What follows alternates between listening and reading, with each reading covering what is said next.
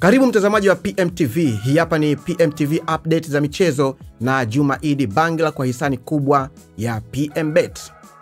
Beki wa Liverpool na timu taifa ya Scotland Andy Robertson alilazimika kupambana na machozi alipokuwa akimwongelea Diogo Jota baada ya kuiongoza Scotland kufuzu kombe lao la kwanza la dunia tangu mwaka 1998.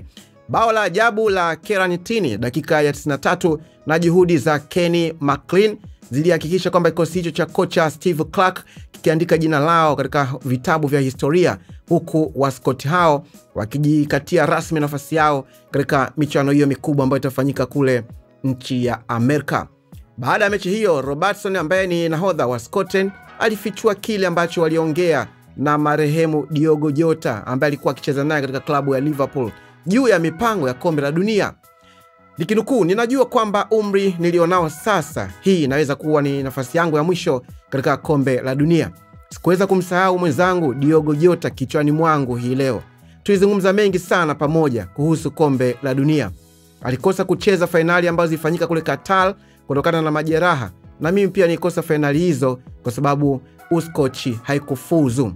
Kila mara tulijadili jinsi itakavyokuwa kwenda katika kombe la dunia, na najua atakuwa mahali fulani akitabasamu juu yangu, alisema Robertson.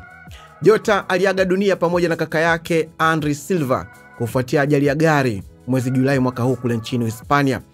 Robertson aliandika heshima ndefu nyuma ya kifo chake. Dondoo kutoka katika ujumbe huo ilisema kwamba, kwangu mimi nataka kuzungumza juu ya mwenzangu, rafiki yangu, jamaa niliyempenda na nitamkosa kama kichaa. Ningeweza kuzungumza juu yake kama mchezaji kwa saa nyingi, lakini hakuna hilo linalohisi kama ni muhimu kwa sasa. Ni mtu, alikuwa mtu mzuri sana, bora zaidi. Hivyo kweli tu ya kawaida na ya kweli. Amejaa upendo kwa watu, aliwajali, imejaa furaha. Alikuwa mchezaji wa kigeni zaidi kumuona katika ligi kuu ya soka nchini Uingereza. Tulikuwa tunafanya mzaha wakati mwingine. Nilikuwa nikimuita Mu-Ireland. Ningejaribu pia kumuita kama Mscotch.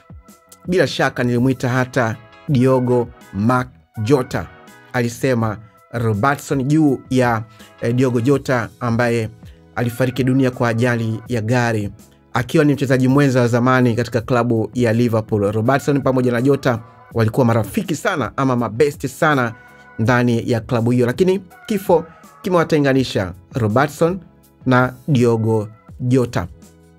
Fuatilia taarifa za michezo ama update za michezo hapa ndani ya PMTV Tanzania kwa hisani kubwa ya PMBet.